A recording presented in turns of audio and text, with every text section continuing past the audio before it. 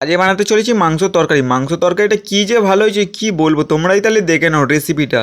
মাংসটা প্রথমে গামলার মধ্যে ঢেলে নেবো, ঢেলে তার মধ্যে জল দিয়ে ভালো করে মাংসটা ধুয়ে নেবো, ধুয়ে ডেক্সির মধ্যে উঠিয়ে নেবো। ডেক্সির মধ্যে ওঠানোর পরে এবার মাংসর মধ্যে সব ধরনের মশলা দেবো। প্রথমে নুন দেবো, তারপর হলুদ দেবো, তারপর লঙ্কার গুঁড়ো দেবো, তারপর জিরের গুঁড়ো দেবো, তারপর ধনের গুঁড়ো দেবো, দিয়ে তারপর আদা বাটা দেবো, তারপর সর্ষের তেল দেবো। তারপর দেওয়ার পর ভালো করে মাখিয়ে নেবো। মাখানো হয়ে গেলে তারপর লঙ্কাটা আবার জলে ফেলে ভালো করে ধুয়ে নেবো। এই লঙ্কা, কাঁচা লঙ্কা আবার ধুয়ে মিক্সির মধ্যে উঠিয়ে নেবো। লঙ্কাটা বাঁধতে হবে আমাদেরকে। মিক্সির মধ্যে বসিয়ে মিক্সিটা ঘুরিয়ে নিলাম। ঘোরানোর পরে এই আমাদের মিক্স হয়ে গেছে লঙ্কা। এবার আলুর ছালটা ছাড়িয়ে নেবো। আলুর ছালটা ছাড়িয়ে নিয়ে এবার আলুটা 3 ভাগে ভাগ করে নেবো। এই 3 ভাগে ভাগ করে জলের মধ্যে দিয়ে দেবো। বাদ বাকিটাও একইভাবে কাটতে হবে।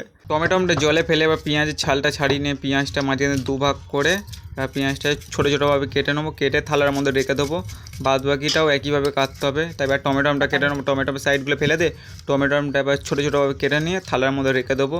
থালার মধ্যে রাখার পরে বাদ বাকিটাও একইভাবে কাটতে হবে। কেটে থালার মধ্যে রেখে দেবো। এবার রসুন দিয়ে দিলাম। তারপর আলুটা ধুয়ে বাটির মধ্যে উঠিয়ে নিলাম। বাটির মধ্যে ওঠানোর পরে এবার কড়াটা বসিয়ে দিলাম। কড়ার মধ্যে তেল দেবো। তেলটা দেওয়ার পর গরম হওয়ার পর এবার তেজপাতা দিয়ে দেবো। তেজপাতা দেওয়ার পর এবার কিছুক্ষণ নাড়বো। নাড়ার পরে এবার পেঁয়াজটা দিয়ে দেবো। পেঁয়াজটা লাল লাল হওয়ার পর এবার আমরা টমেটো দিয়ে দেবো। কিছুক্ষণ নেড়ে টমেটোটা দিয়ে দিলাম। কিছুক্ষণ নাড়ার পরে এবার রসুন বাটা দিয়ে দেবো, তারপর আদা বাটা দিয়ে দেবো, তারপর লঙ্কা বাটা দিয়ে দেবো। তারপর কিছুক্ষণ নাড়ার পরে এবার 1 চামচ নুন দিয়ে দেবো। নুনটা দেওয়ার পর এবার 1 চামচ হলুদ দিয়ে দেবো, তারপর লঙ্কার গুঁড়ো দিয়ে দেবো, তারপর জিরের গুঁড়ো দিয়ে দেবো, তারপর ধনের গুঁড়ো দিয়ে দেবো। তারপর কিছুক্ষণ নাড়ার পরে এবার মাংস মাখানোটা এবার ঢেলে দেবো। মাংসটা ঢালার পরে আবার কিছুক্ষণ ধরে নাড়তে হবে। নেড়েই যাও। নেড়ে ঠিক যখন এরকম হয়ে যাবে তারপরে কিছুক্ষণ পরে এবার আলুগুলো দিয়ে দেবো। আলুগুলো দেওয়ার পর আবার নাড়বে।